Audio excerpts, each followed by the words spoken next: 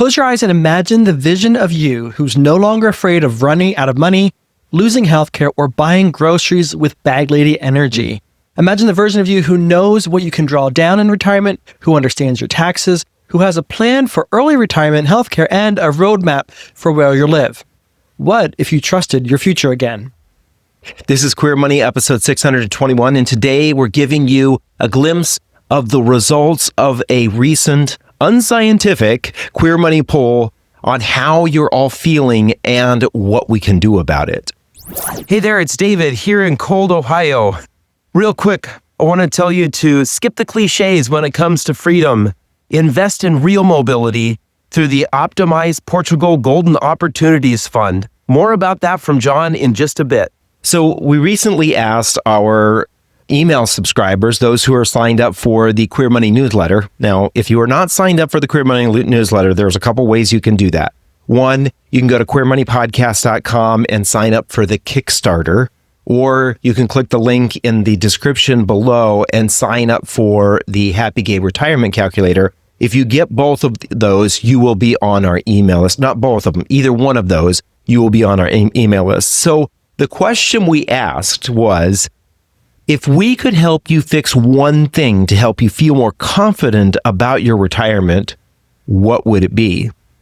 So for those of you who are watching who are not on our email list, again, go ahead and get on our email list. We want you to answer that question in the description below if you're watching on YouTube. In the comments below. I'm sorry, in the comments below. Yeah, you can't edit the description.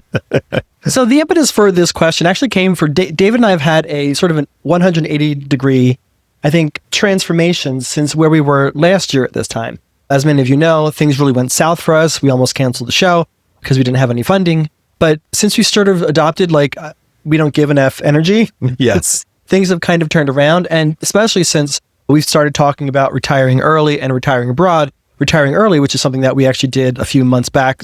We started to receive distributions from our retirement accounts, and retiring abroad is something that we'll be doing here within 2026. Things have really sort of changed for us financially, emotionally, psychologically, and over the last few months, we've been engaging with our newsletter subscribers. Some of you come back with such thoughtful insights to the survey questions, to the polls that we ask, and sharing your experiences, your stories, what you're going through right now. And so we actually wanted to calculate this, quantify this a little bit more scientifically, though this is not a scientific study in any way, shape, or form. Right.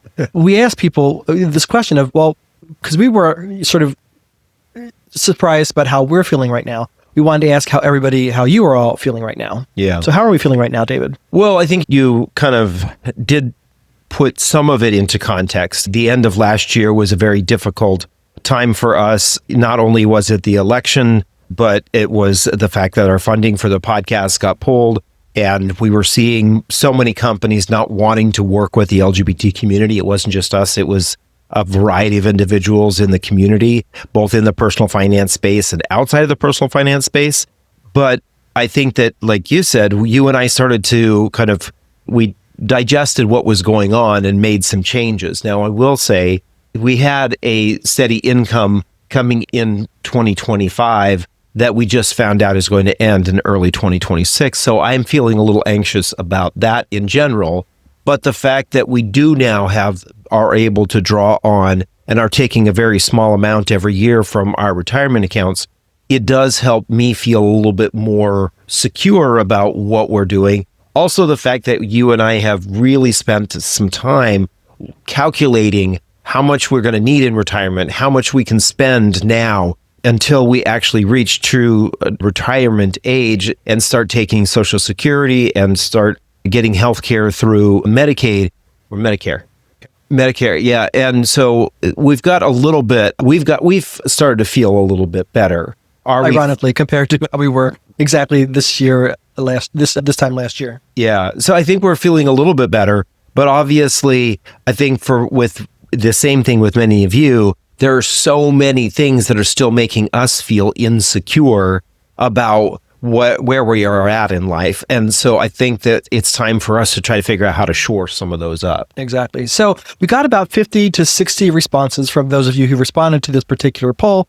And we broadly put them into about 5 different buckets. So we're going to talk about those buckets and share how more of you are feeling. One, because we want those of you who didn't respond, and even those of you who did, we want you to sort of understand that you're not alone. We're all in the same boat. There's a lot of confusion and anxiety with most of us, but then there's also tools and resources and strategies that we can use. No other resources other than just community or a sense of community to help us get through this. David, what is the first bucket? I think the first bucket is something that a lot of people are feeling, not just about retirement, but I think everyday life. And that is, do I even have enough? That was a really big, there was strong energy coming from some of the comments here about this. Am I behind? Have I saved enough, especially if you're closer to retirement? Am I going to have enough that's going to last into retirement? What do I do about making sure that I have the right plan and everything in place? Again, you talked about that bag lady energy. I think that's what's coming from a lot of people, is this idea. Yeah, actually, somebody specifically said, it was Andrew who specifically said, no, I'm sorry, that's not right. Somebody specifically said, Robert, specifically said, I'm concerned that, I'm going to be a homeless bag lady. Yeah. I think it's good. It takes us back to the Golden Girls, right? Yeah. They were all sort of this nonstop fear of running out of money. And will my pension dry up, or will I lose this, that, or that support? I mean, how many episodes did they have where one of them was about to have to be kicked out of the house because they couldn't make ends meet, right? So there's this: have I undersaved? Did I not have the right strategy? I'm afraid of running out of money. I'm unsure if the safety nets will be there that I've been relying on for the last 50, 60 years to be there. I'm not sure they'll be there anymore, and we're going to dive into that shortly. So I think some of the representative comments from this, 3 people specifically said, just the exact words verbatim, how much is enough? Do I have enough? And that sort of came back the loudest and the clearest of all the responses that we got from people. But I think probably the most poignant response was Andrew, who said, having a clear expectation of how much I can draw down. 4% seems too conservative. 8% seems too aggressive. Can I count on 6%? I will share that the inventor of the 4% rule has increased that twice. And I think now it's almost up to 5%. I think so. I think it was 4.4. I think it went from 4% to 4.4 and now 4.8. But that's because he's adjusted what the typical retirement portfolio would look like compared to what it was looking like when he came out with that. Yeah, there are a lot of changes in the stock market and also being affordability. Yeah, in the United States. What's costing people the most and all that. Yeah. So I think the core emotion that a lot of people are feeling here is this fear of not having done it right, or not having done it with the right tools or the right amount of money, so that they know when they retire, they will have enough money to last, right? I think that's the big question is, can I retire at 55? Do I have to wait until 60? Do I have to wait until 70? When can I retire? And then will that amount of money that I've saved up, will that last? And I'll share, this is a favorite quote of ours from John Paul Getty when his accountant asked a multi-billionaire in the 20s to 50s, he said, I'm never going to have enough. Yeah. Right? His fear was running out. Whether you have $100,000 or $1 billion, there seems to be this sort of pervasive fear, and there's probably some psychology behind it that some psychologists could research. Is why is it that we never actually feel secure? Are we all still running from bears and cubs? Lions and tigers and bears? Yeah, right. So, John, what was our second bucket here? The second biggest bucket was by far anything related to healthcare, and a lot of confusion specifically around Medicare. How do I get health insurance if I retire early, if I've retired before 65? Medicare is completely confusing and complex. What is A and B parts of Medicare? How does Medicare Advantage affect me? So just healthcare in general, and I think by and large this came up in our survey, but we've seen several recent pollings that have been done on a national, real studies that have been done on a national level, and healthcare for the most part oftentimes comes up as the second biggest concern for Americans. Right now, affordability in general is the number one concern, but healthcare is always a close second. Right, and I think that especially it's affecting a lot of people right now because at the time of recording of this, Congress still has not figured out what they're going to do about the subsidies for the Affordable Care Act, whether or not they're going to keep them, whether or not they're going to replace them with something that actually truly makes healthcare affordable for more people. And it's so confusing because 2 years ago, a stable genius said he had concepts of a plan, Right. but those concepts have not materialized into a plan. Right. Maybe they're in a binder somewhere. Yeah, maybe. Exactly. And some of the things that people actually said, things like healthcare costs pre-Medicare is yikes. I mean, I think that's what most people are feeling right now is this, will I run out? Will I be able to even save for retirement because of healthcare costs right now? And then is affordable healthcare going to be something that's going to be available to me in retirement? Like health insurance for early retirement, pre-Medicare, all of those kinds of things are, whether you're getting close to retiring or you are far away from it, you're still wondering what's going to happen with healthcare. Yeah, by and large, Medicare came up as the biggest confusing talking point. And unfortunately, it's one of those things that seems like until you're actually applying for or using Medicare, it's this abstract, nebulous thing that people can't really understand. And I don't, at this point, know of the best resource to go to provide clarity before you actually start applying for Medicare. John said, healthcare costs pre-Medicare, yikes. Gordon said, affordable healthcare, we plan to retire before we qualify for Medicare. What do we do in the interim? And Jim said, health insurance for early retirement is pre-Medicare an option? So they have, questions around that. And I think the core energy from this is if we get this wrong, we will go bankrupt because we've all heard about how many people are carrying medical debt and how it's bankrupting so many Americans. And we fear that if we retire early, that we'll end up like those folks. Or if we didn't save enough or aren't smart enough, that we'll end up like those folks. Yeah. So the third bucket, David. The third bucket, I think, is something that I think even queer people are thinking about this today. Where will I live? Whether it's choosing the house or the location or choosing where you're going to live in the future, there are a lot of questions around this, right? LGBT people wanting to find a place that's friendly, that actually people on the street live the laws of the land, as David Govacker brought up many episodes ago about Portugal. The people there actually are living what the laws say. And I think that's a lot of what people are worried about. You have places like Palm Springs where, a lot of people say, well, that's a great place to live because people there live it, but can I afford it? There's fears about taxes. There's fears about starting over somewhere with a completely new group of friends. Will I find community? Will I feel alone? Can I survive the heat in the summer? Yeah, exactly. And also the whole idea of retiring abroad, it's becoming more and more talked about, in part because where will I live that I can actually afford to live and that I won't run out of money in retirement, I think is a big question that people have. Yeah, I would say this, a very popular comment that has come up ever since we started our Gay City series back in 2022 when we were doing it domestically. It was, I just want to know where I can retire that's unabashedly accepting of who I am as a queer person, but also affordable. And as we've learned in more of our studies, that it's just those two, especially in the United States, those two variables are like oil and water. Right. And you can't find affordability in the U.S. and a place that's going to be completely accepting of who you are as an LGBTQ plus person. Yeah. And I remember when we did the video about the top cities in the U.S. for gay retirees, a lot of people came back and said, oh, I could never live there. It's too cold there. And it ended up being the fact that a lot of these cities, the affordable cities that are also LGBTQ friendly, are cities in the Midwest where the climate is not what you typically would think I'm going to have in retirement. And so I think, Peter brought up a really good point.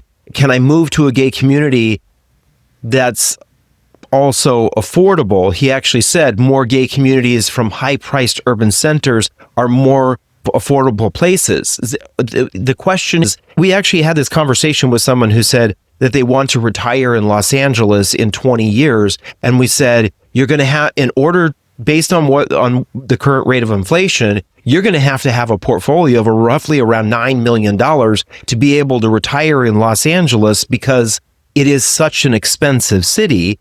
And that, his eyes popped. But the reality is that most of the places where queer people gravitate towards are the more expensive places. And so I think the core fear that a lot of people have here is choosing wrong. because they end up either isolated or they end up broke, feeling like bag lady syndrome. Exactly. All right, number 4, John. Number 4 is fear that the government will screw things up. I can't understand why this is an anxiety point for a lot of people who watch the show or subscribe to our newsletter, but they're just concerned that the government can't do anything right these days. Can they? Some of the words that came up were political instability, Republicans slashing Social Security or Medicare or any other sort of social service that many of us have been planning, including in our retirement planning strategy. We're afraid that those variables will suddenly disappear. Whether there'll be tax policy changes, of course, the ongoing threats to the LGBTQ plus community. One thing that also came up was uncertainty about retiring abroad and how the laws domestically, the tax laws domestically, will affect that. Will I suddenly have to pay double taxes, or will I have to be? There was some talking point of Trump's where he was saying if you move abroad, they're going to take away dual citizenship. Was one of the threats I heard coming from the administration, where you can't have dual citizenship. You've got to pick a country, and then of course we talked about what the consequences are of that from a tax perspective. So just a lot of fear that things are just going to get ugly, and I just really can't understand why. Yeah, I think that Michael brought this out. His point was that there are restrictions and burdens that are placed by the U.S. government on our pensions, on our Social Security, on our ability to live in the U.S. in a certain state or to move abroad.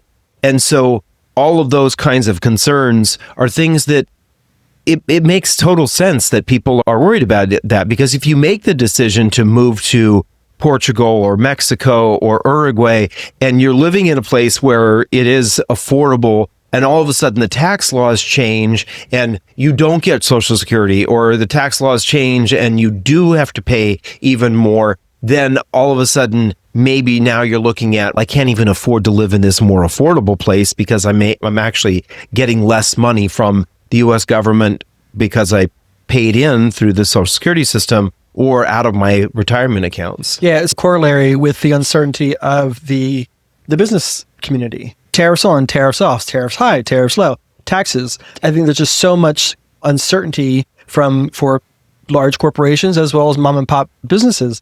They're just like, I'm just not exactly sure how to navigate this because who knows what's going to come out in tomorrow, let alone next year, right? Hello from sunny Florida.